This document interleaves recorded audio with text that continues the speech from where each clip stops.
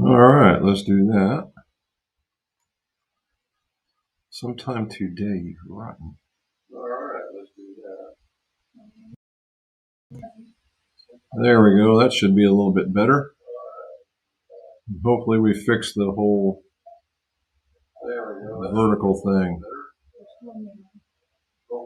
Oh, I hate this. Man, I wish they would just never have given me that option. Layout, cropped. Oh, I hate this. Man, I wish they would just never have given me that option. And I got every place to go take care of it except for the place I want to. What?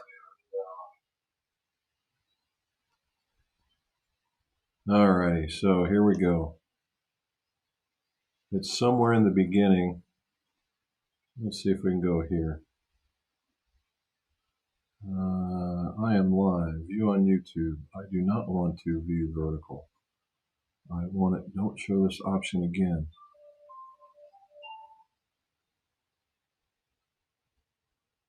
A 10-second delay. Alrighty, so I don't want that either. Am I going somewhere else? It looks like I am.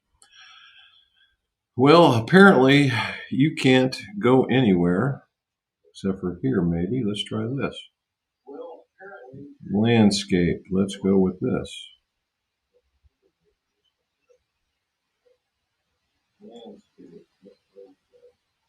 And orientation.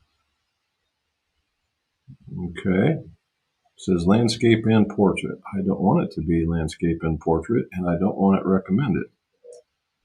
You can now stream in both formats. Well, apparently I can't because none of you guys can see it. So these guys are getting ready to get an earful. Alrighty. So, all right. We're going to just go with it. We're going to go with it with what we got. That's just how we roll.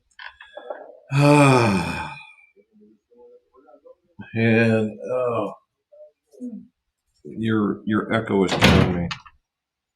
Okay, so here we go. We'll get started. Let's see if we can get this thing rolling again. Welcome to What's in My Drawers Golf Talk. Jim McCleary here. We're talking about golf club repairs, fittings, and reviews. All your scores can go low. If you would, like, subscribe, hit that stuff across the bottom, and hit that notification bell if you haven't done so already. If you would, please let other folks know so we can keep growing this live stream. And last but not least, I do have a second channel called Pars and Pours. It's golf-centric whiskey channel. And we talk about golf there, and we talk about whiskey there. So if you like that, come on over. All righty, so getting started. Callaway. Let me go back to my media assets. Look at this thing. Callaway. Callaway's rep came to visit me finally, and we got to talk about the offerings that they had. So first, we're going to talk about what you can already see out in the public, and that is their new square to square putters. Now, square to square, zero torque, target line balancing, all these different, whatever you want to call it. It's pretty much pretty much all the same stuff with different tech thrown at it for maybe a higher level of balance. I'm coming to find out. One of the very, very first putters I ever used was called a positive putter. And it was like this half moon putter with two cavities ground out of it. And it was milled at a 4-degree angle so that it would create, when they milled the head, there was no loft on the head. But when you put it in, it would create a 4-degree loft. Worked pretty good for me. And of course I left it, but I was always a center shafted guy from there on in. Now, are all center shafts going to be zero torque or all these other wording? No, it's not, because you can have some center shafts and the weighting on them can cause them to tilt one way or another. What we're looking for is when it balances straight up and down. And that's still no guarantee that you're going to be as close as you were, but you're getting a lot closer. So what's the difference here? Of course, everybody knows Lab is the king of the mountain on this one for right now. And if you watch what they have, the way Lab is built, and it stands for lie angle balance, is that at certain lie angles, right, that they will balance it for that straight up and down balance with all those weights that go on the outside of the top and the bottom, or the toe and the heel. And basically, as you start getting more and more flat, you have to do something else. Okay, if you get more and more upright, you have to do something else. Yeah, figured as much. Anyway, so popularity takes off. They start doing very, very well on the tour, and now everybody is following suit. There's probably not a putter company out there trying to, we'll say, exploit that popularity.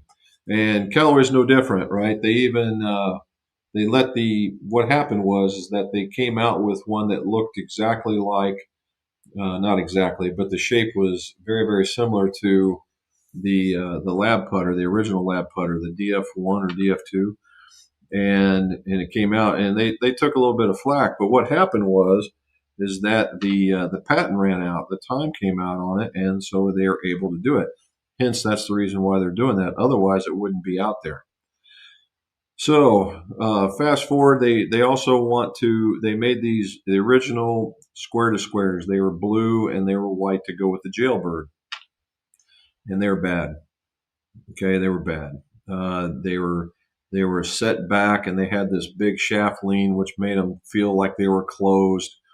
The only one, in my opinion, that felt very good was their bladed putter.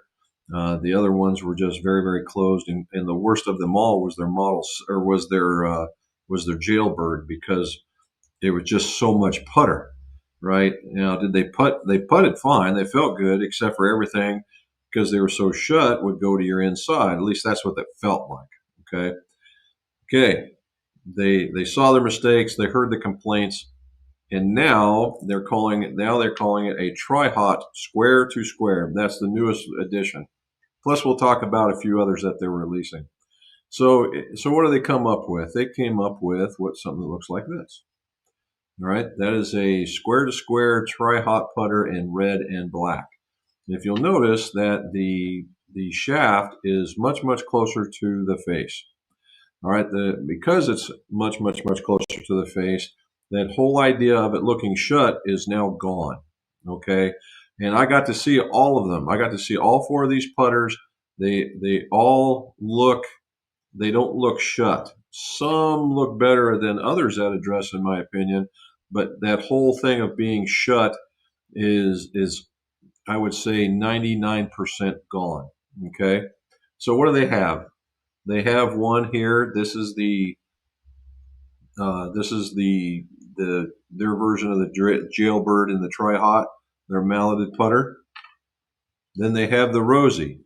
Now the Rosie was a very, very, very popular design, and I don't, and it is. It's just a really cool looking mallet. It's a very basic mallet, right? And it's got front. This is the one I had the highest hopes for. I thought certainly this would be the really coolest putter of them all, and this is the one that to me looks shut. It just not very much, but some. Okay, not very much, but some, and it looks different. And but I just like the shape of this thing. I like the roundness of it. I like the little curvature on the bottom. I just like the way that it looks, but it did not feel good. It did not putt well for me.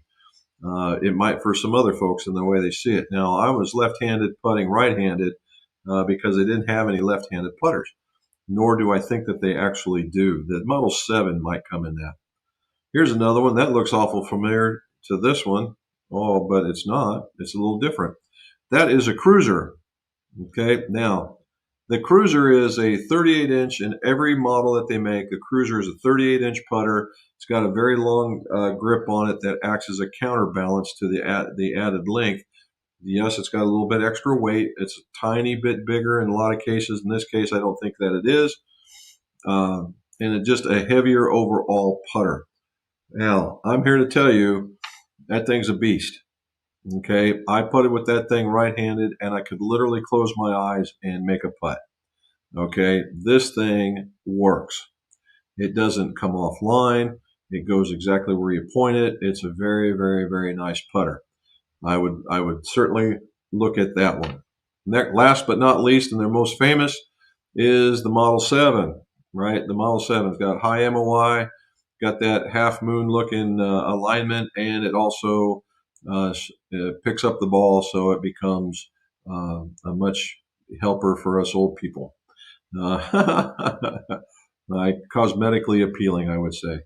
And I tried that one. It does putt very, very well, and the Jailbird, just like it, putts very, very well. It's just that little added weight that comes in the cruiser just felt better. Okay, it felt better. It putted a little bit better. I was a little more consistent. Now that's me. I'd probably use that heavier putter, and it would be just fine.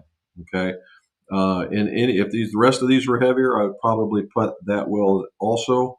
But I just like the cruiser. The cruiser felt better. It putted better. To me, it looked better.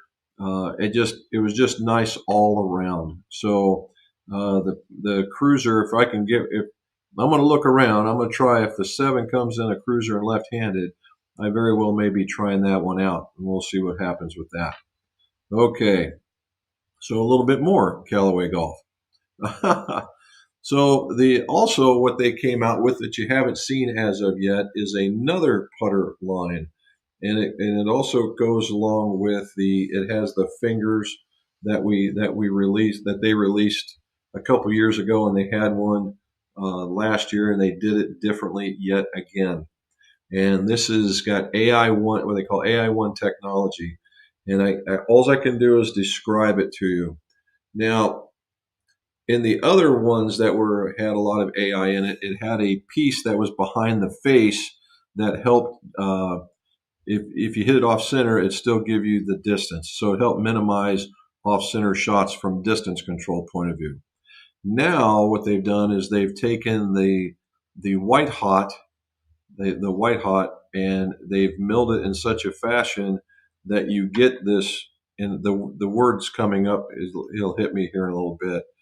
Anyway, to give you that, but the backside is milled in a waffly fashion to kind of take up the space of that piece that was in the putter beforehand, and then there is supported by another piece of metal behind it, and it gives it a pretty phenomenal feel. All right, a very phenomenal feel. And so what we're talking about when we go back to the square to square, the square to square is going to be their pinnacle. It's going to be the most pricey, aimed at exactly what you would think, the lab putter, and it is. But the performance, I believe, would be there. Okay, we go down a little bit,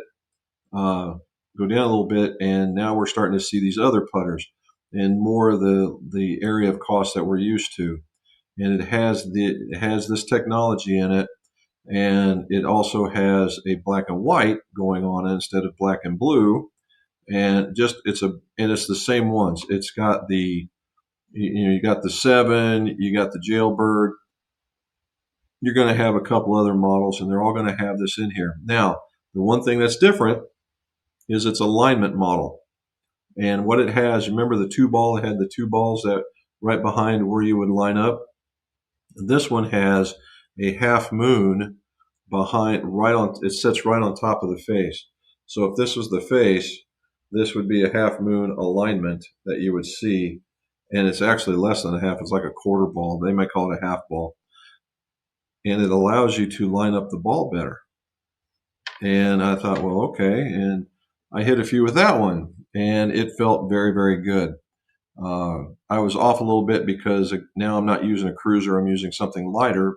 But the feel coming off of this putter was really, really nice.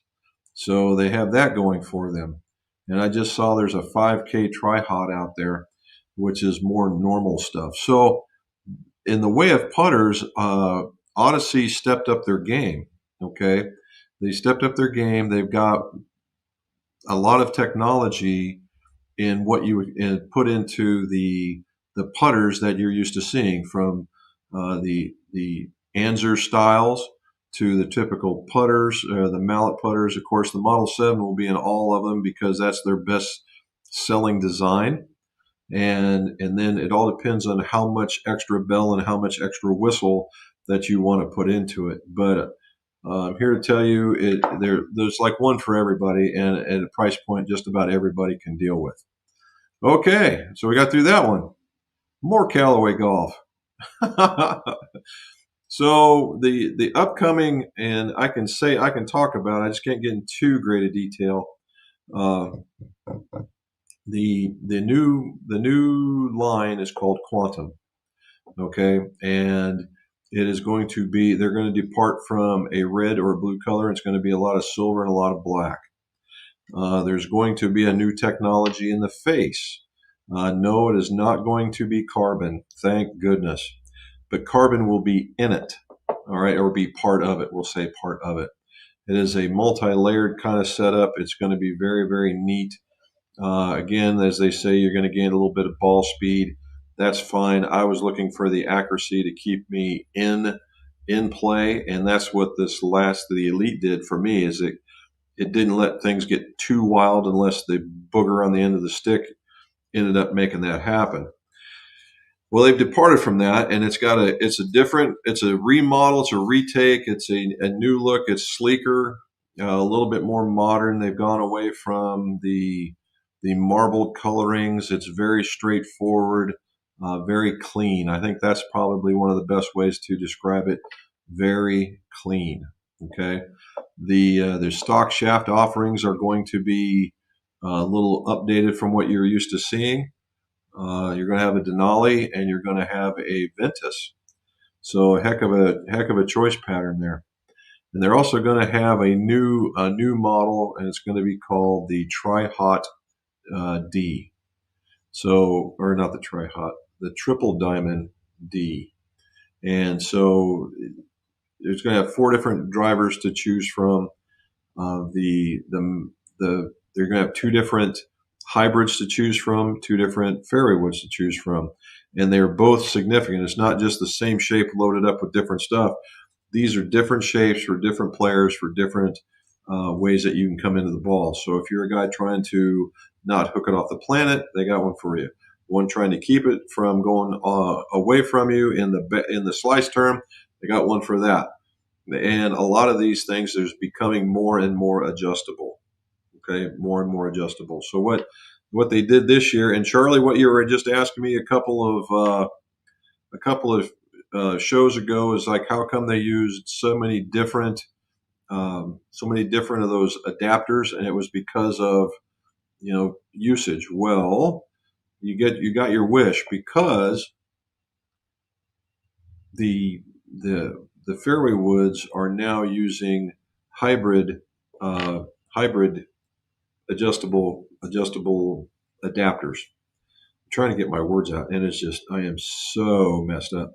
Uh, and so now what you have is you have hybrid adapters, but they'll take a 335, and you have a hybrid adapter that will take a 370. That that could be, if you know what you're doing, it's not a problem. If you don't, that could be problematic. So, but you got to actually get a hold of the damn things in order to play with them. So, but just to say that they're going to be more alike, okay, and more adjustability. Some of them they were pretty much bonded before. A lot of them are going to be adjustable now. Very cool. Now the last bit of it with the irons. Let's do this one more time. More Callaway Golf is in the irons. They're going back to their roots in a lot of cases, we'll say, in that they said that the customer feedback was the Elite was a little bit intimidating because it was smaller. And it is. It is smaller. It is smaller. It looks like it's for a better player. But honestly, if you don't mention it, people just put it down and they hit it. You give them the X model, good to go. If you get with a standard model, the standard model was made more for a type of players, right? And a little bit less offset, a little thinner top line, a smaller blade. And it could have been intimidating some folks. Personally, I liked it now because it fit my eye. Now, what they're going to, and I told them it looks like as if Big Bertha and the Steelhead had a baby, this is what you're going to get. And so there's going to be two of those, a Quantum and a Quantum Max, or they're called Quantum Max and a Quantum D. Anyway, you're going to have two. You're going to have two settings. You're going to have one that's going to have a lot of offset and one that's not. Okay, these are squarely aimed at the player that needs a little help, wants a little forgiveness, and wants to get the ball in the air because there's a lot of weight in the bottom of this thing. So they've changed direction. They saw that they weren't doing very good. Apparently, I thought they were doing fine. Apparently, that's not the case, and so they have changed. And good for them. They have adapted, and so that's where it goes. And so I think we're going to see a lot of good come out of them. So from what we've seen so far, we've seen the Mizuno product that's going to be for the Mizuno, the MP line is going to be a lot of changing for the stronger golfer. I'm just waiting to see what the new up-and-coming 243 looks like. That will be a very interesting golf club from an iron perspective. Srixon's not changing much in the Srixon line. But they are coming out with, they took the Cleveland stuff is gone, and they replaced it with two new, we'll call it Srixon ZX models, and the bigger, more forgiving, looks like there's a little bit extra offset, that kind of thing. And Wilson, I'm still waiting on Wilson to show up. We do have him scheduled. He's supposed to be here in the next 2 weeks. And we have that. That should be very cool, and then we will be complete. And then we'll see what's going to be the new offering come from the shaft companies and or the grip companies. All righty, so that's I'm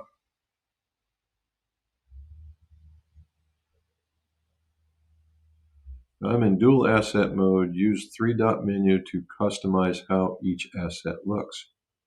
Okay, see how. How do I do that?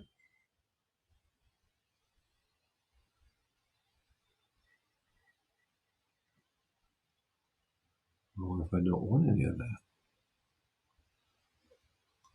Of course, it shows me how to do it, and there's no way I can do that right now. So let's see what happens here. 3-dot mode. Hide from stage. Nope. It won't let me do it. So I'm not even sure where you could go for that kind of stuff. Oh, wonderful. Well, let's see about this. Nope, can't go there. Oh, why are we here? Replace asset. Replace asset. Yep. So all the things it told me I can do, I can't. Thank you much. Okay. So what do we do this week? We did a fitting for a gentleman. He was a baseball player. He was a pitcher and had a I would say he was in the upper stiff range, but his delivery was so smooth. We had to kind of tone down the tone down the type and profile and flex of the shaft. He could have, if he was anywhere near aggressive, he'd easily been in the X flex range. But what we ended up is giving him a stiff flex, but it was a stiff flex with a stiffer profile. Now that helped, except for now weight became an issue. He was very, very weight sensitive. I gave him stuff that was 115. I gave him stuff 120, 105, 110, and we kept coming back to the 115 gram because it was ridiculous how much better the clubs performed. And I did it in two different clubs, two different shafts, similar profiles, but the weights were the same. In every instance, both of those times they had smash factors in the mid to high 130s with an iron, which is amazing. And this one, and every time I give it something else, it would get into the 110s, low 120s. That's massive change. That's a club, okay?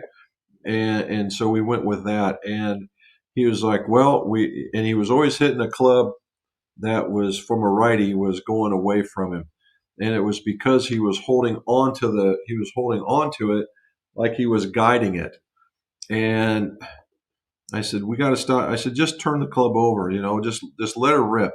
And every once in a while he would, and it would just take off. In fact, at one point he hit the 7-iron over 200 yards. And, but that was a one-off, right? But on average, he was about 180, 185 with it. So I was still getting it out there, but it was all going to the outside. And I was like, well, we got to get rid of that. And so we took a look at his stance. I changed his stance just ever so slightly. He had his feet that were like this. I made him go like that a little bit so he could turn, make his hip turn. I figured if he could make his hip turn just a little bit better, that he could maybe let the club go and turn it over. Sort of worked, sort of didn't. And then I got him to be a little bit taller, making that, and it sort of worked, sort of didn't. And finally I said, okay, last but not least, you can always change that grip. And I said, just strengthen it 1/4 of an inch. Just take the thumb and go from here to here. Just that much. And so you rotate it, you go like this. You don't do like this, but you just rotate that thing just a little bit like that and see what happens. The instant that occurred, he never saw the right side again. Just a quarter of a tweak, and all of a sudden now he's hitting these little baby draws, hitting them way out there, and he hit them in a much more consistent pattern. So apparently he was a little more comfortable with that, and that worked out very, very, very well with him. Then we talked about wedges. Now this was a classic one. Wedges, he would take the swing, and his distance was gauged by, he would come back and then and come through, and he would die down. I was like, no, don't want to slow down. That's the death of a wedge game. You want to always be accelerating through. And so, of course, we talked about there's really two different kinds of ways to consistently make your speed and your distances. The first one is the Pell's method, where you bring it back at certain points on a clock, but swing through at the same vigor as you did before. That works. That didn't work for him. He was not a partial swing guy. He was a full swing guy, so that's fine. The other one is to choke down on a club and take your swing. Kind of looked at me real funny. I said, take your swing like you normally do. He said, all right, now choke down an inch. Choke down an inch, and sure enough, he was shorter by a graduated amount. And I said, there you go.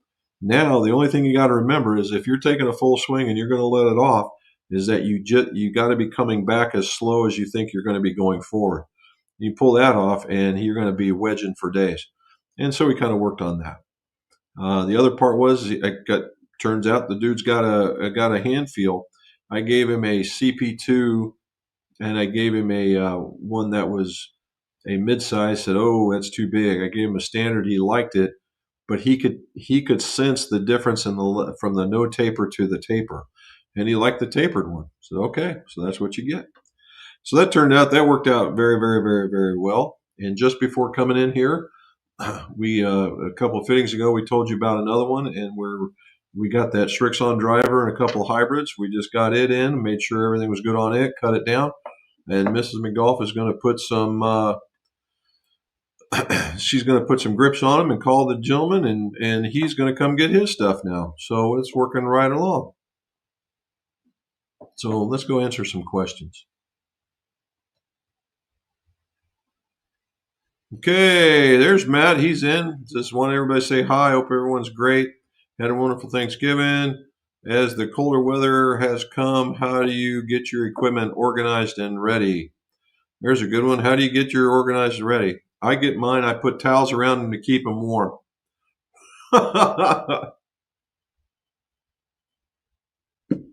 That's what I do. It just depends on how cold. I'm not a crazy like Charlie and Matt. Go out in 30-degree weather and go play. Although I've seen some folks on social media getting out there when the wind is howling and it's very very windy, very cold, and they're like, "Yep, we're playing on Thanksgiving in Ohio." Okay, have some fun. I just don't. It's funny to say that you did it, but is golf fun at that point? In my opinion, no. Can you golf well in cold weather? Yes, but when the conditions become almost tundra-like, that's when it's time to stop. Okay. However, that's for me. You guys, the equipment question that I would have is those little pocket warmers. Those would go in my bag. The other thing is I'd probably get a little extra chapstick going. And but that's the only set of clubs I got. Might change a golf ball if I had them, but that's about it. And you guys. Steven, hello. Spent last week visiting relatives in Florida. Nice. Well and playing golf. Came back to Tennessee to 35 temps and field temps are in the 20. Ooh. Yep. It's come across. It's come across everywhere. Tonight we're expecting depending on what channel you look at, between 1 and 3 or 2 and 4 inches of snow tomorrow. So that's going to be unique in its own special way. Yep. And yep. And there it is. Oops. I don't even, dude, I do the exact same thing when I get in here. I plug the microphone in. I do the test. It shows me what's going on. And ever since this whole, where you see the black on both sides thing, I looked at it and said, oh, that's kind of cool, because it leads you to believe that depending on the mode that you're in. So if you're in an iPad, right? If you're on an iPad, which an iPad looks a lot like this, going this way, right? So you look at it like that. What the hell is that all about? Anyway, is it going to follow me? Yep, it is. Look at that. All right, let's see if it stops it. Anyway, when you do it like this, you're supposed to see it in landscape and you don't see anything. But if you look at it like this, then and you're looking at it with this thing, that the up and down is what you should be seeing. And then so it's a full screen, but not up and down in a landscape. So you have black on both sides. So I don't know, too much progress, not enough testing, I suppose. So anyway, there's my harp on technology. Herman, what's back? Hello, Jim Rom from Los Angeles. Played today. Weather beautiful here in LA. Good for you. Well done, sir. Thank you for letting us know. Yeah, there is a place when you first set up. I found that early on, and it's only, and most of it says I am live. I can remove it. I can view on YouTube, and I can view on YouTube vertical. I would really like to get rid of that one and see what happens. If I do it on the other ones, I don't have that option. So I would really love to get rid of it. And it says you're all set, about to use the Mars Studio aspect. That's great, but I don't want to. And let's see if I can get rid of it here. And there it is. I found where it's at. It just won't let me not change it. So we're stuck. Okay. So that's what it is. All right, so here we go.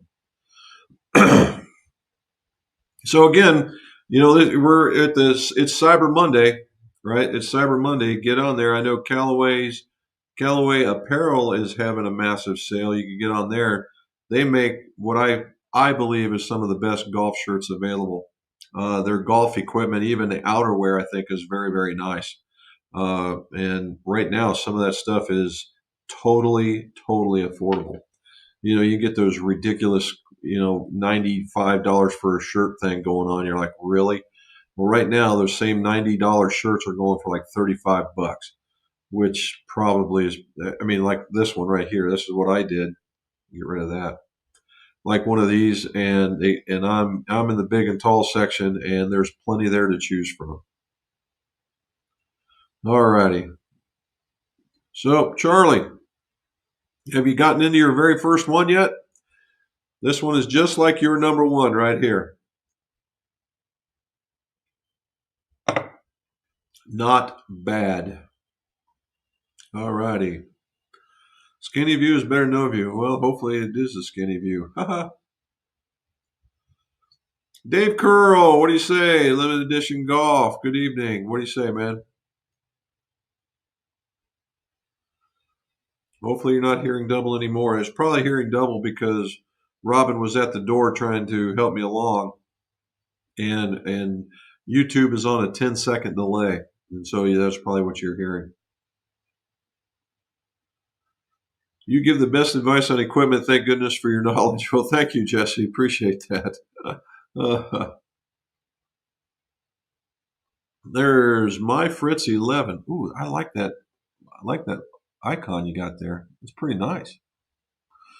Okay, howdy, Jim Robin. Technology is so overrated. Hope you all had a nice Thanksgiving.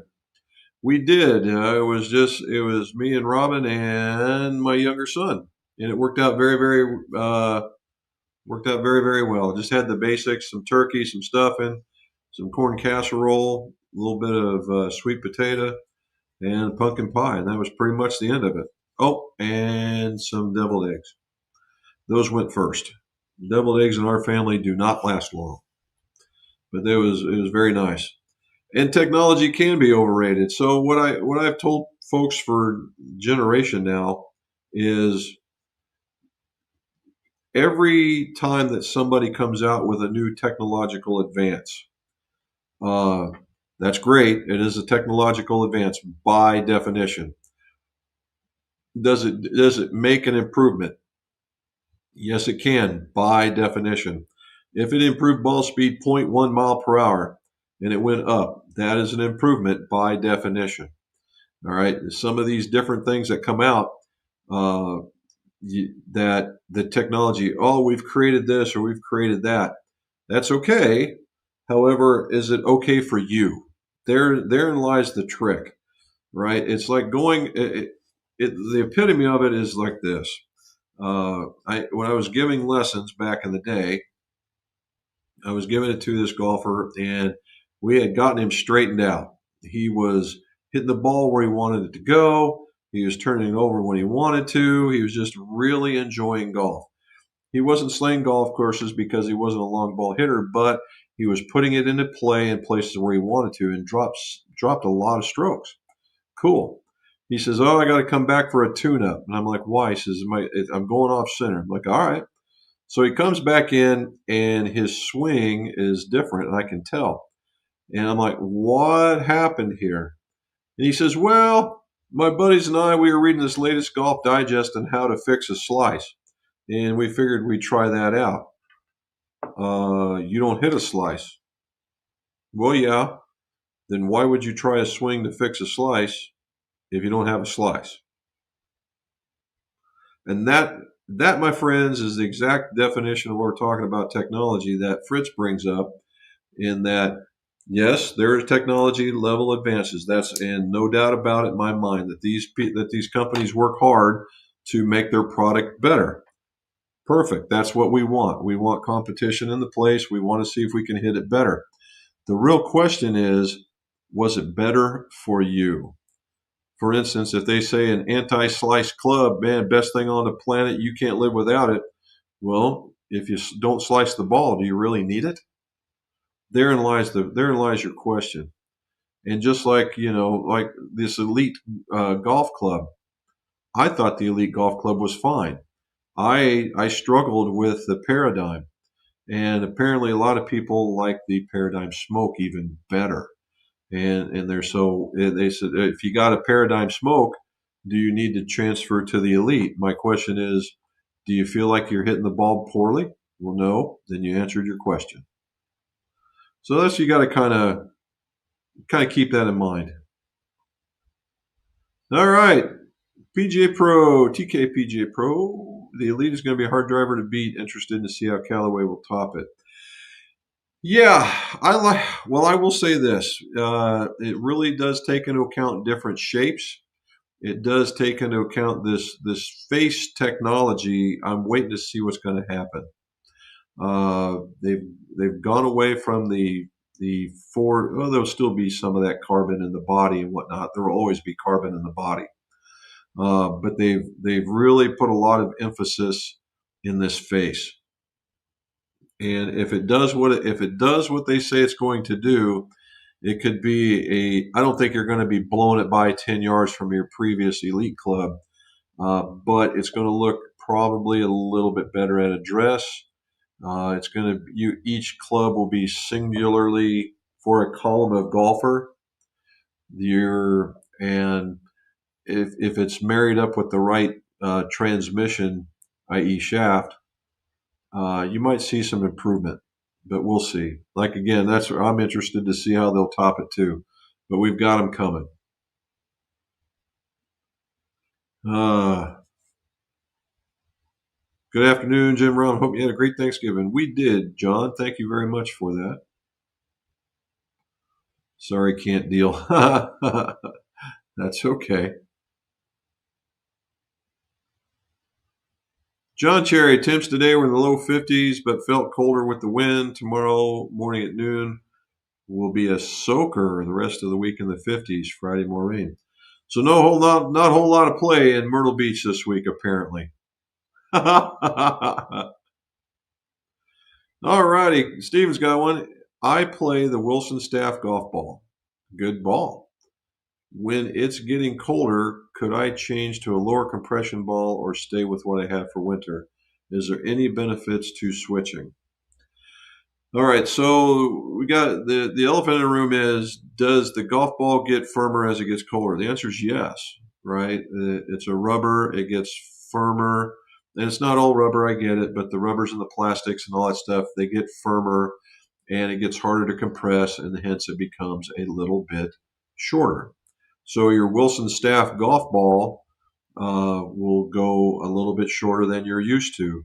So you got one of two options. One, swing harder, which I would not subscribe to. Two, club up, which I would subscribe to. Or three, get yourself a slightly lower compression golf ball. And it's still going to play firmer. I'm not going to say it's going to play better, but it might not feel as harsh. And when the real question is, when do you start? Right? When do you start doing that? And in my opinion, right around that 45 to 50 degrees, I'd start considering it depending on where you're playing. Okay, that's where I would go with it.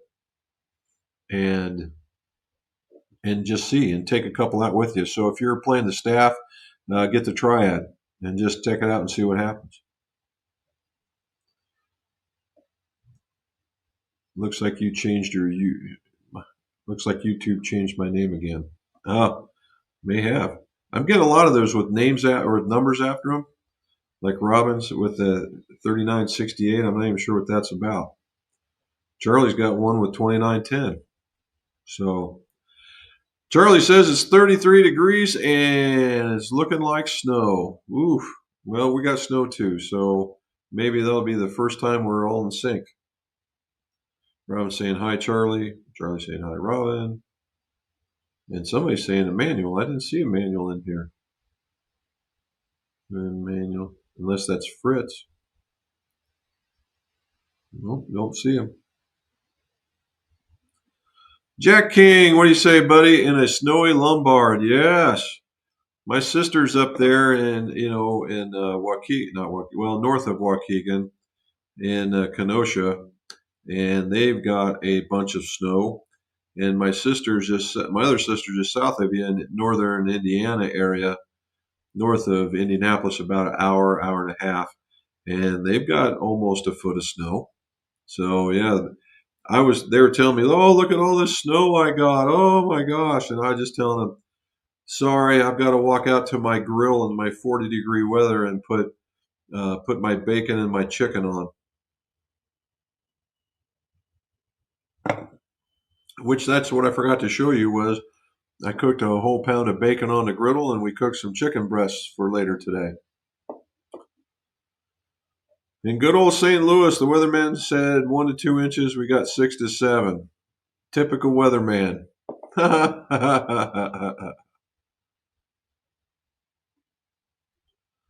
And there's Ron saying hello. Hello, Dave. Afternoon. Yep, we got that. John. Yep. George JFW. Hello there. What do you say, man? Got any questions? Let us know. Jack's talking there. Yep. RSG. Yep. Saying hello, George. Oops.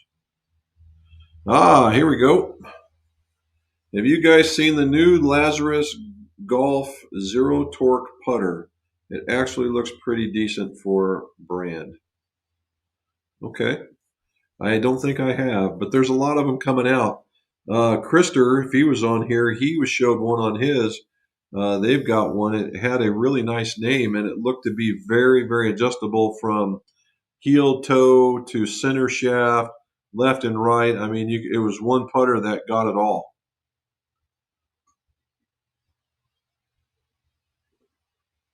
Well, I'd be right there. I'd be right there with you, RS, because I'm telling you. Can you bend the putters? I would say yes, because the way that most of those are made, the way that Callaway makes them is if you had your putter, it would have a post. It would have a post on it that you could bend, and the post um, is typically soft, right? It's typically soft. So that's what they're looking at. There's Peter. Woohoo! He's in a cold Myrtle Beach. See, now he's got that whole coat thing going on that's working out for him. 73, 74, 72, and 75. Damn, Peter, you're on a freaking tirade here, dude. Well done. People see you coming. It's like giving strokes up now.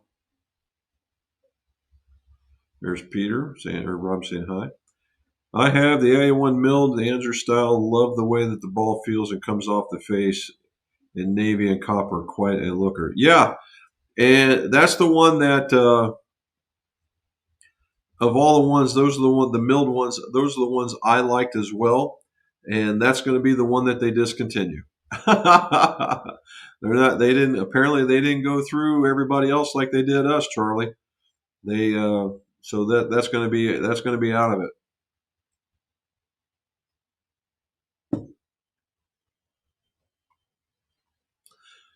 Peter wants to know, question, has Callaway taken over the LPGA? It seems that way. I notice a lot more Callaway bags than any other manufacturer. Well,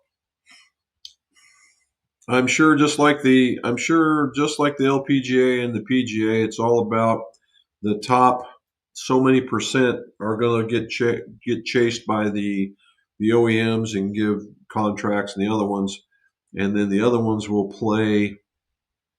Uh, they have this a award fee, and you can sign up with them for a tournament. And if they won so much that they get some clubs, and they'll go get and they'll if they win or something, they get a little extra bonus. It's not huge by any shape of the imagination, but that's where you can get that.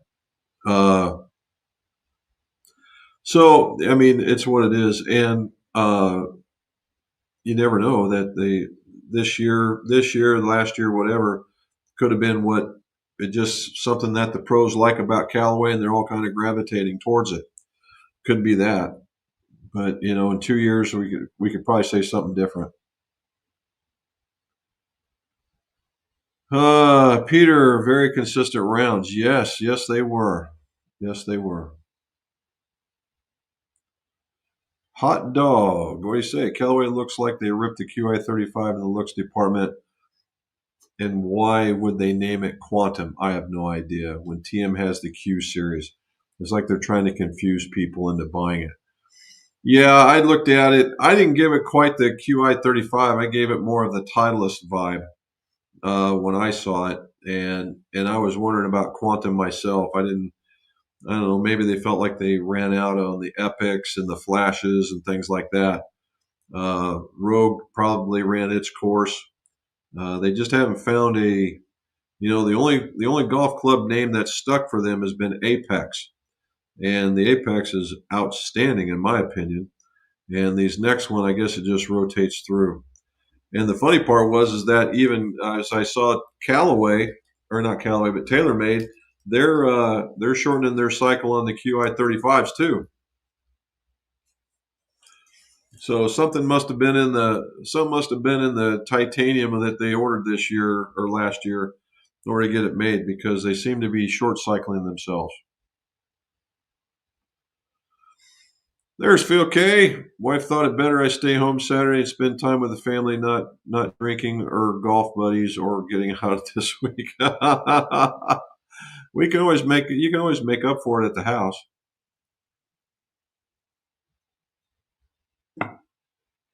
Okay.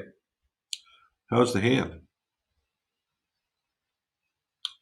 There's Rob saying hello. With 370 hosel adapter, would that allow for frequency matching? Yes. Uh, but we're only talking about in the hybrids. Okay. When we're talking about the hybrids are 370. The other ones will be 335. They just have the hosel like adapter. So if you wanted to do something crazy, like put a put a fairway wood shaft into a hybrid or vice versa, you could probably do that. That's what that's for. But could you? Yeah, if you had them built like that, sure could. You can match up 3, 4 hybrids easy. Next storm will blow the Wilson rep in with it. You know what? And very well it may. And he's a new one. Our buddy, he retired, so we're going to get a new one. So we're going to see how this works out. Of course, he's a younger guy, so we'll see how it works. Frederick, happy belated Thanksgiving, Robin and Jim. Thank you. Same to you, sir. No golf for him. About our weather. About time to fly south for the winter. If I had that particular option, I would consider it as well. James Geiger. I used Odyssey 2 ball, number 11 Stroke Lab with the red shaft. Love it. Won't be changing anytime soon like you. Has to look good to the eye. Can't stand a closed look. Yeah, I don't know anybody that can. It looks wonky. Even one that sets open looks wonky. Everybody wants it to set square because that's how most people will line up a putt. It's a perpendicular line, right?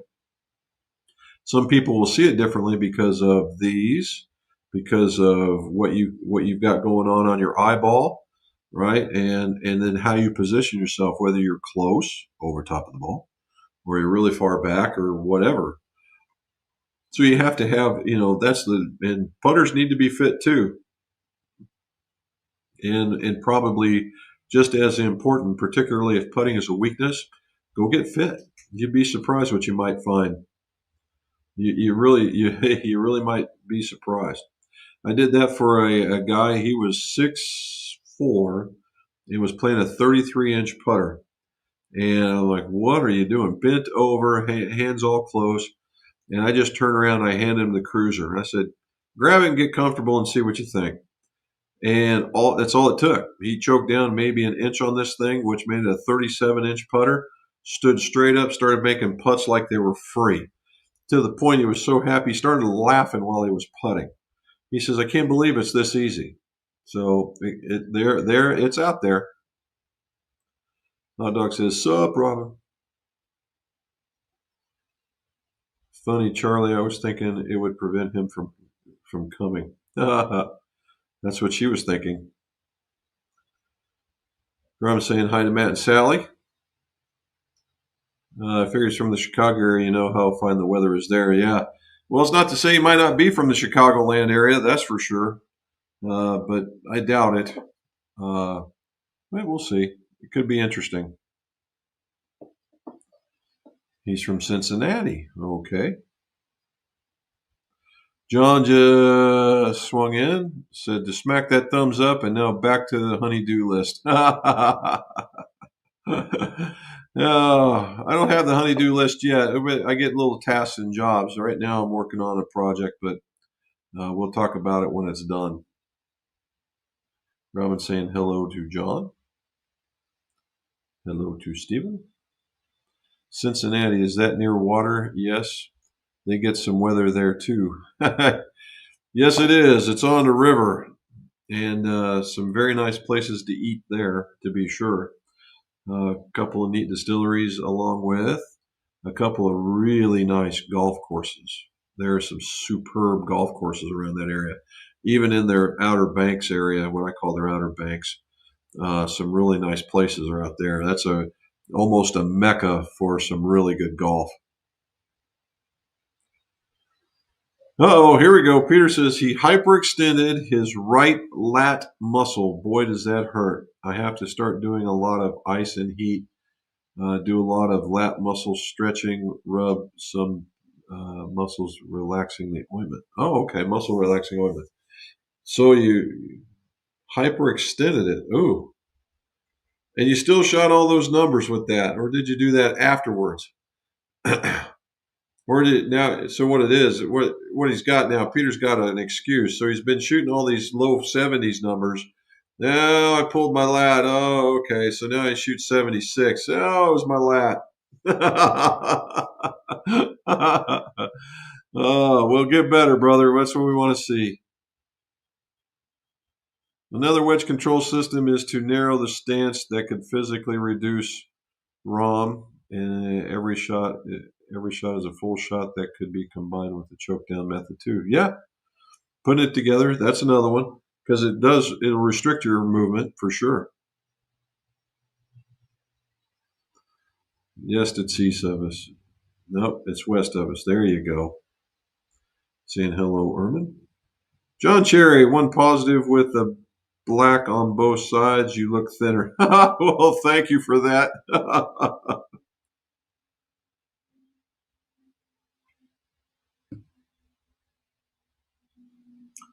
All right. Peter says he put his clubs in the house in his closet, and I have a long underwear and use 3 to 4 weather wrap, ball warmer, pocket warmer, seat warmer in the gloves. All right. He's staying warm. He's been down there a while, so anything below 50 is probably pretty chilly for him. Although I will say he toughed it out with me and Bob in that 40s and blowing weather. Oh my gosh, was that insane. We got through it. Good on us. Charlie played Sunday, was in the 30s when teeing, touched the 40s when finishing, 42 and 39. Well done, bud. Well done indeed. Peter, they do make heated gloves. I might just check. They do make heated gloves. I might check some out. I think they do. They got those, I've seen those winter gloves. They got some that are heated that have those little holes or little pouches on the back of the hands. You can put those hand warmers in them. Golf Addict is back. How y'all doing? Hope is all as well as cheers. So how much snow did you get, man? Because I know you got some. What do you say, man? Gassy Boy 23. Okay. Not yet, Jim. Still getting over the virus I picked up, but I am looking forward to each one. Ah, okay. Well, I will say that one right here. I got the name on the glass, but I'm not going to show it to you. A very good one. I did open up I got a seal box one in Advent. I got a seal box Advent calendar, and there's the very first one. And got to open it today, and by far and away is the very first pour that I ever got a total cinnamon vibe out of, and it was very cinnamon-y. All right, I played a guy who used to drive well over 320. The only problem, he doesn't know where it's going. He went through a dozen balls after 12 holes. Well, maybe he just needs to hit it 300 and control that a little bit. Wow. Let's see. Grassy Boy says, everyone donate $1 so I can get a new putter. If they put it on here, I'm the one that would be getting it. So, sorry. And if everybody gave you $1, you might be able to afford the grip. John says, for Arctic Reaction makes heated sports gloves. Oh, Arctic Reaction, heated sports gloves for golf. Don't know how they fit or feel, but never tried them. Well, there's some place to go with it. Okay. Frank, what do you say, sir? Was Golf. Howdy, I have a golf ball question. If a golf ball hardness is rated at 100 or 70 or whatever, what does that number represent? And is that a hardness, a certain height, or ratio between two heights?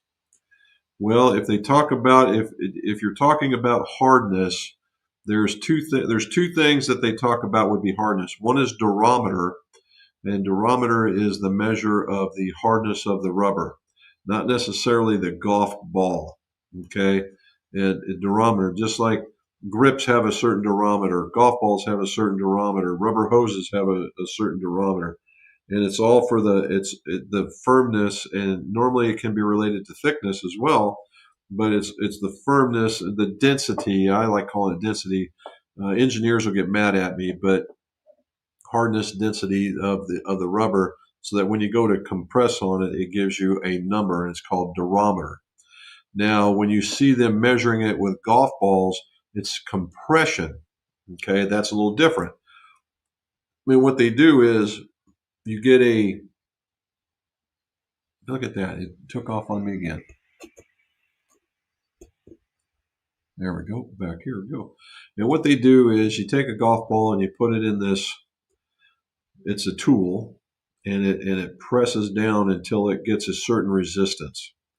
And when it presses down, it's a gauge. It's almost like if you ever used a gauge to check a shaft if it was out of round, and it was like a dial caliper. All right. And what happens is this caliper senses this movement, and that movement is graduated on this gauge, and it tells you how much force was used to compress this ball this certain amount. So everything is consistent except for the pressure that you use to compress the ball, and that is read on that gauge, and that's what that means. So at 70 means that it's less compression or softer, where at 100 it's a higher number, and therefore it'll feel like a firmer ball.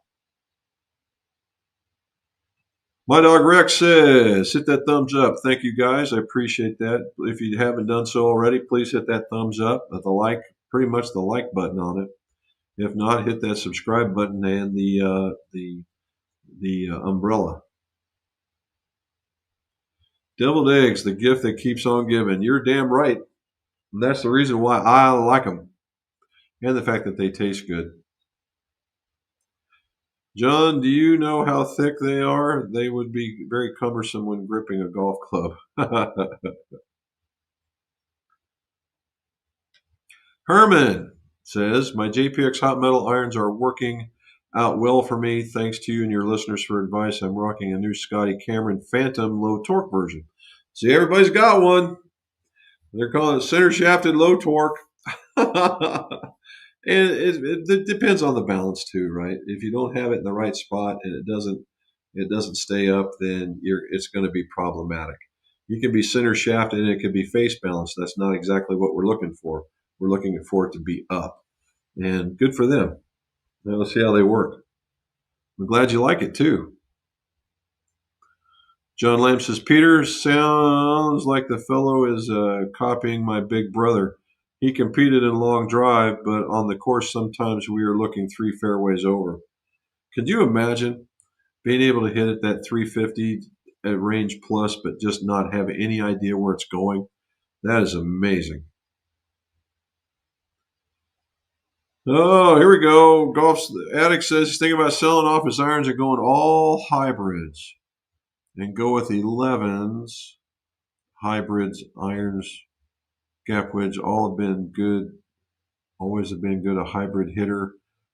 I can put my ego to the curb and have even more fun. Well, you know, you would not be the only one, dude. In the last 2 years now, I've made 3 sets of those. A full set of hybrids, all the way from the 3, all the way down to the sand wedge. Okay, all the way down to the sand wedge. And I made them for a gentleman. He's been a customer of ours for quite some time. And he keeps sending me these things, and I just keep looking at them, and I just go, wow. But if you like them and you hit them well, then who cares, right? Who cares?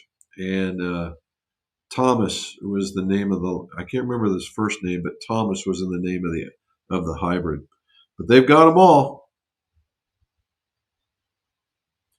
John Lynn says they have a website. I don't know much about them. Just stumbled across their site while cruising the net. Was one, and it was filed for later moments. Well, there you go. Charlie says, thanks, John. On another channel, did a comparison of several Maltby irons. Said Maltby had an iron. Said Maltby had an iron for everybody. They probably do. But all the way from the STs, the TSs, the Kinetics, whatever else they may have, that other names that they've enjoyed. They've tried to put. They have at least 3 that I'm aware of. They might have 4 setups. Maltby makes a pretty good iron. I've always said that their construction is very, very, very well done. Sometimes the graphics get in the way. I like a even if it's rounded, I like a crisp graphic on an iron. Sometimes it gets away from them. Here as of late, I haven't seen what they've put out, but yeah, they can compete. Their TS line competes with all those hollow-bodied irons all day long. There we go. I play a Noodle Soft or Callaway Super Soft when the temperatures drop. They tend to save on the hand stingers. Yes, that's about what you would get out of it. Mike Delvesco, what do you say, man? Been a bit. Any sentiments on the Wilson launch irons? If you're talking the new ones, I have not seen them. But if you're talking about the launch pad irons, they're for a guy that just, they do have their place. Okay, they do have their place. If you're out there and you golf once a month or even once a year and you want some seriously forgiving irons that just gets the ball up in the air, doesn't get stuck in the ground, these are those, right? These are those. They're very, very strong. So even if you're an accomplished player and you weren't much of a divot taker, chances are you might like these, right? They just get the ball going and zinging.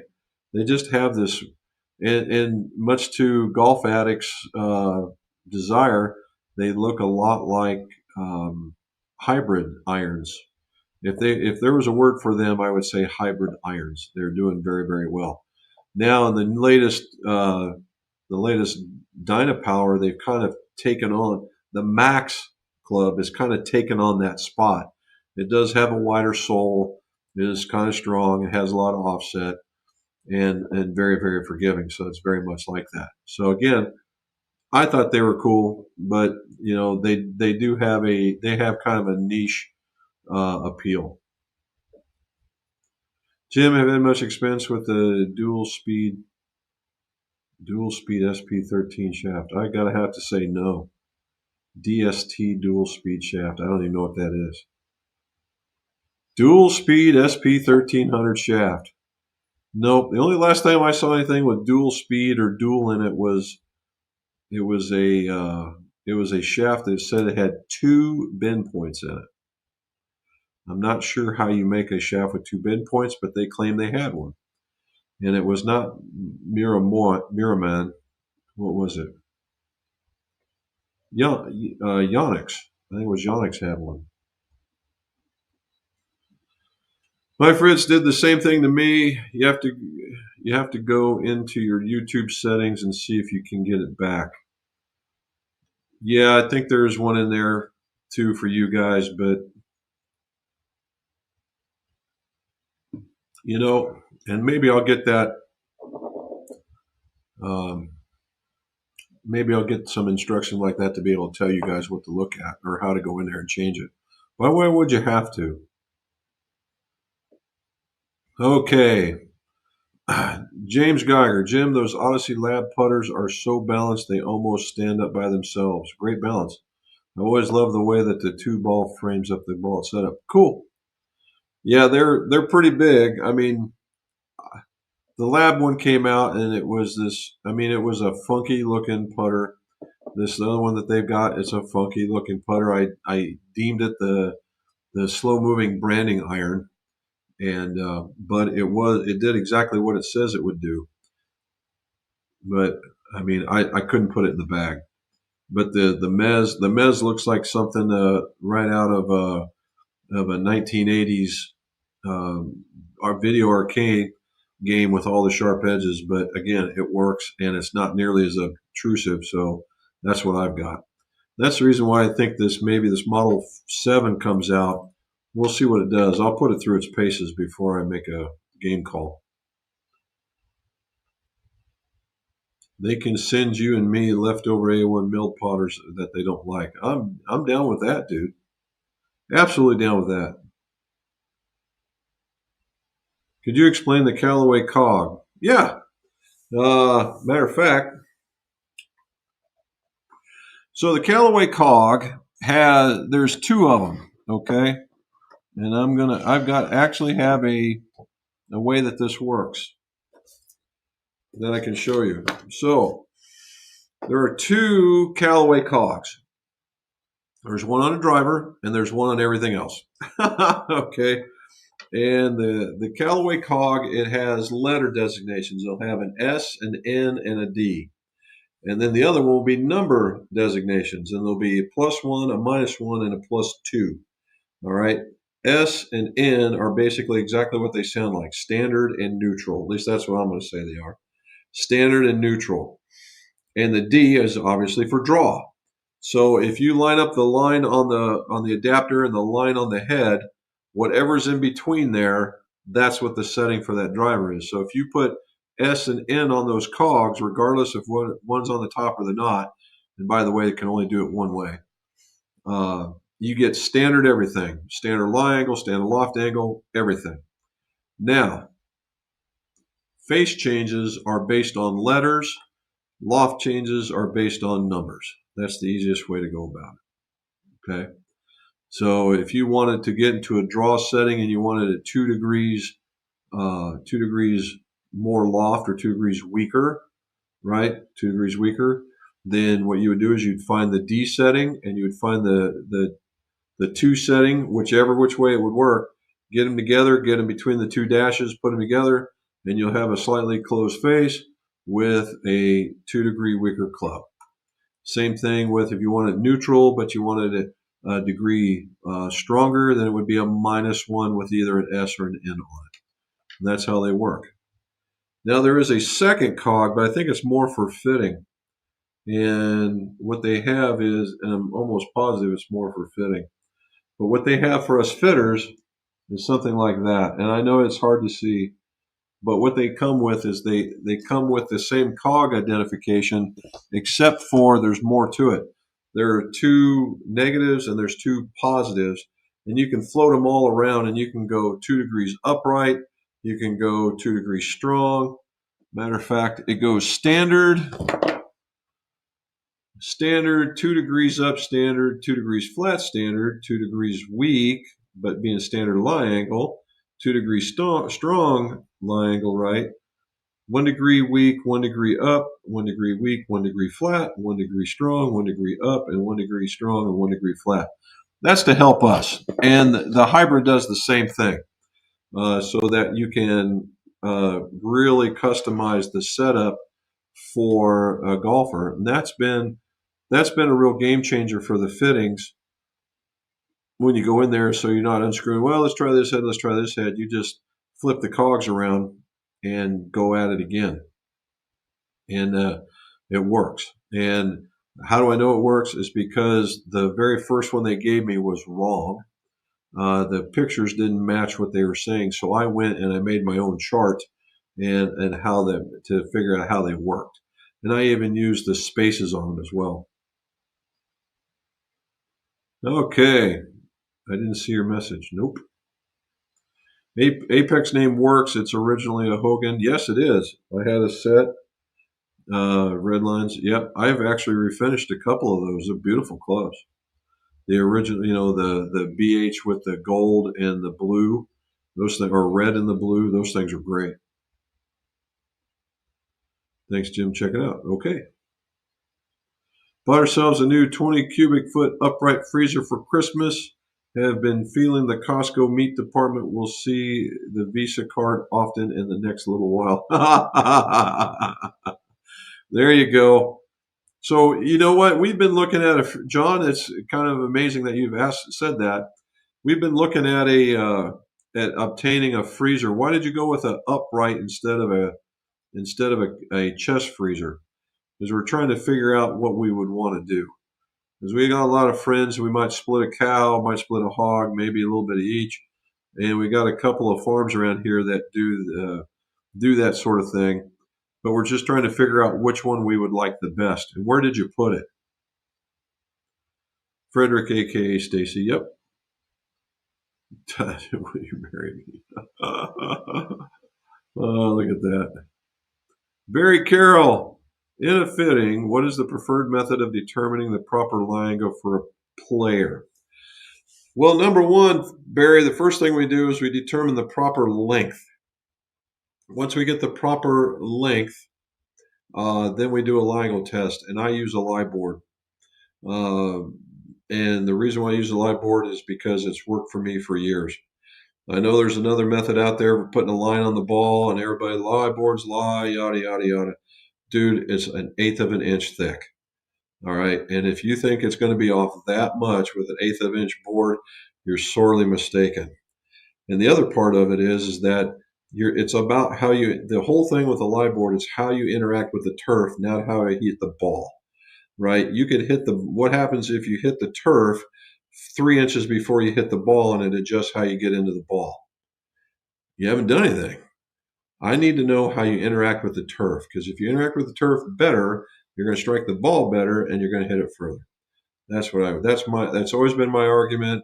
Everybody's like, oh man, old guy, la da da da da, whatever. But it's not about how you hit that ball after you hit it 3 inches behind the ball. It's others, and so you keep that in mind. I've also seen, doesn't matter how much you adjust the lie angle, they're still going to swing it in the same way and hit in the same position. So you got to take that into account as well, and see. And now you got to check. Now what you're checking is ball flight. What's it doing? So there's a lot to it. Look at Robin. He's happily married. You bet. Putter fitting. So much that depends on how it looks down the ball for me. I'm old school, and the newer ones with all the wings and circles bolted on just look way too strange. Initially, I was that way too, John, but I've since got over it. Now, I'm not a fan of the stripes. I am not a fan of stripes. I don't care what it looks like in shape so much, except for the big branding iron look. I don't mind the mallets. I don't mind the shapes of the mallets. When they start getting out, like here's one. If you guys remember the Ping Dock, right? The Dock. I think it was because it looked like a space dock. Thing was monster. It was like putting with a garbage can lid. That's a little too much. When they get that big, it's a little too much for me. But I don't mind the bigger mallets right now, and I don't mind the blades either.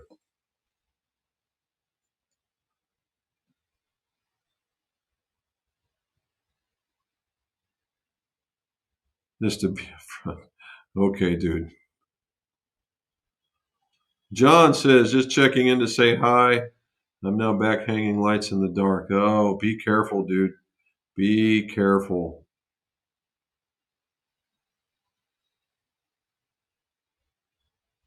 We just go right by that. Charles says Cincinnati's on the river. Three of them kind of converge here or there. I think it's the elevation and sea level or below. Nice valley. You can get some extreme stuff. Yes, you can. That's where most of my weather comes from, is Cincinnati.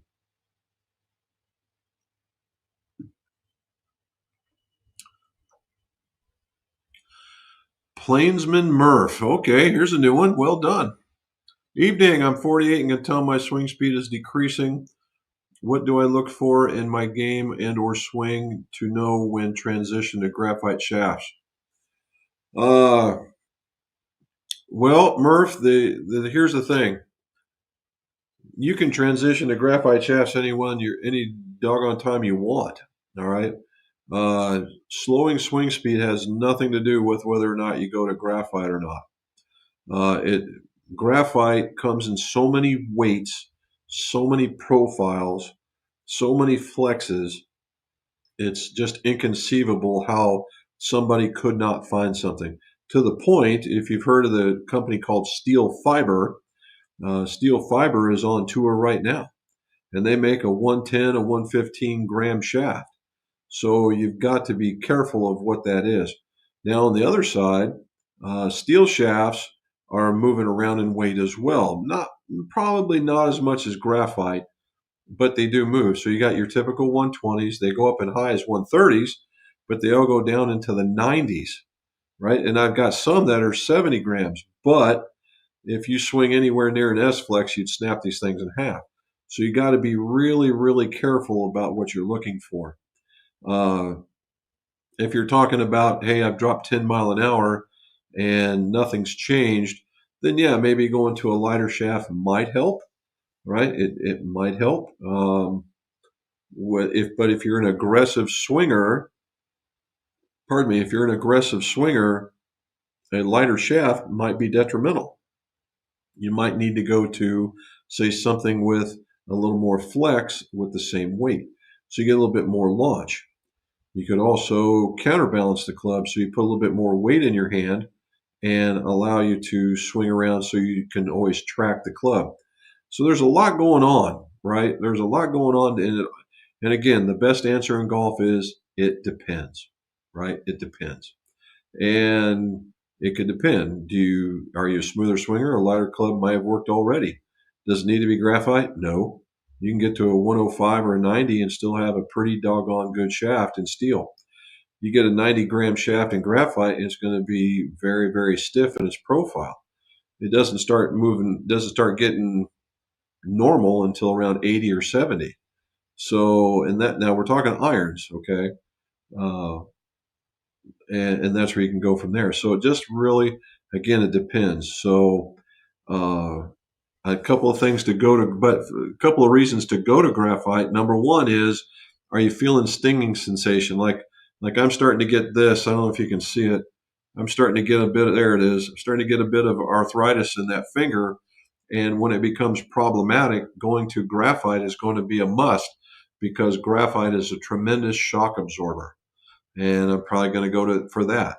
Another one is that it's because of its weight, in case you do need to get it to that point where you can swing it. Right now, I'm in my early 60s, and I still swing it. I swing a 90 to 100 gram shaft, and I do either one of them pretty decent, right? And I can do a 90 in steel, or I can do a 90 in graphite. However, the 90 in steel right now plays a little softer. Now, can I make the others play softer? Yes, I can. But right now, this one just seems to be working well. Down to 31. Ooh, down to 23. Put on that head warmer. Herman, Jim, I had a new Tri-Hot Jailbird Cruiser and I couldn't putt with it at all. Switched to a Scotty low torque Phantom, like it very much. After 3 rounds, I found a putter I like. Very cool. You didn't like the Tri-Hot Jailbird, huh? Oh, okay. I wonder if maybe it's the look, because the Phantom is that kind of was it like a pentagon shaped one?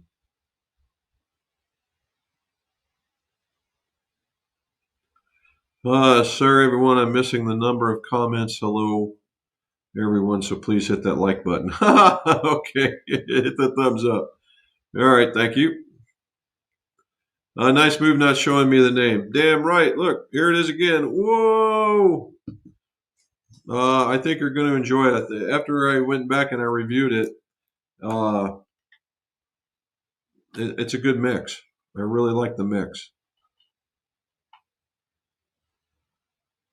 Hi, my dog. Thank you. Didn't see their last comment. Played the tee for years. Excellent irons. I would agree. I also really like your other channel. I've learned a lot, and I don't drink. That's what we try to make it, right? Educational fun. Learn a little something, something. I got one coming in the. I got one in the wings. It's a Project X. Penelope made a Project X, so I'm doing Project X Penelope and Project X golf shafts all in one video. That ought to be fun and enjoying. Good. I have to watch the rest of the replay. I've got a job tomorrow morning and at the Air Force Base. Always a pleasure spending time. Hey, well, thank you, sir. Get you a good night's rest. There we go. We went with upright as it was way easier to see what is in it. Having to lean over and root beer. Oh, okay. Went with the upright. It's way easier to see what was in it other than to lean over and root through the chest freezer. And it's in the basement, Black Hole Friday, Saturday. Okay. Very cool. And that's kind of what we were looking at is that the upright, you get to see it. You're right. And the other friends of mine have said that's the way to go too. And the chest freezer has a pretty big footprint. Unfortunately, it would have to be out in the garage for us, so I'm kind of hoping that doesn't make a difference. Chests are great for bulk, but uprights you can separate the meats into different shelvings. Okay. Does anybody have one out in their garage? That's what I'm trying to figure out if that's the next step because I really don't have space in here for it. Omar Rizwani. Rizwani? Okay. Good evening. I have a question if that's okay. Absolutely. I'm absolutely terrible playing long golf shots or long shots. I can't seem to get the ball up high enough in the air. What would be the first steps? I'm trying to see if he's got any more. What would be the first steps? Okay, so Omar, long irons are probably one of the hardest clubs to hit. Number one, if it's a long iron, I wouldn't use an iron. I would use a hybrid. Or I would use a high numbered fairway wood, i.e., let's just use 4 iron as an example. I would either go with a 4 or 5 hybrid because some of them are stronger than others, or maybe even a 7 wood or even a 9 wood. Both of those clubs, either one of those clubs, are designed, they have a lot more weight underneath the ball to get underneath the equator of the ball, which gets the ball up in the air. The other one is that the way that they're designed, they're actually more forgiving than an iron. They don't look it, but they are. And I would go with that, and that would be my first one right there. Right. And then the next one is a swing issue, which I hate to bring up because I'm a club guy, but I maybe just put it just a hair more further up in the stance and stay with it a little bit longer to get that launch. There you go. Any thoughts on hack motion? I've heard that name, hack motion. I just don't know too much about it.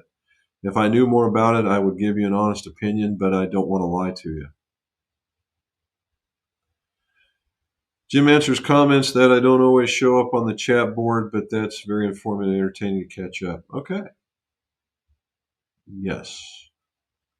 Oh, okay. Been in the garage for 2 years, no issues. Well, that's a positive. I have a freezer in my garage as well as an extra refrigerator.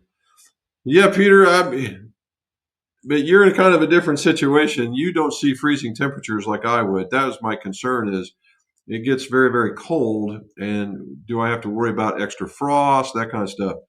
Where you're at, I would have zero problems put it in the garage. That would be awesome.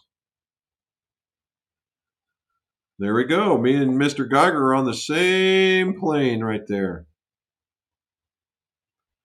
New freezers are built to be installed in a garage. Check that the ambient temperature the manufacturer recommends it. They are much better these days for high and low temperatures. Oh, okay, cool. You are more than welcome, Omar. Hopefully it works out for you. All righty, look at that. We got all the way down to the bottom. We went an extra half an hour, which that never bothered me in the bit. I think that's cool. And now we're getting there. So we are in the middle of December. It is Cyber Monday. There's still time to get out there and go get your latest golf gift that you want or have somebody buy it for you. And I have seen some pretty good deals out there. A lot of them have been in apparel. I haven't seen much in the way of equipment, but I haven't been looking. I have to be honest with you. There are some neat little gadgets out there. Uh, I bought one for my buddy Bob, and we'll see how that works out. But I think there's still stuff out to get there. Use your time wisely. Enjoy it, and guys. I thank you. We had some new visitors. Hopefully, they all come back for next Monday, and we start talking about it, and we'll go over some more stuff. And again, guys, always thank you. It's been a pleasure, and as always, let's see your scores go low.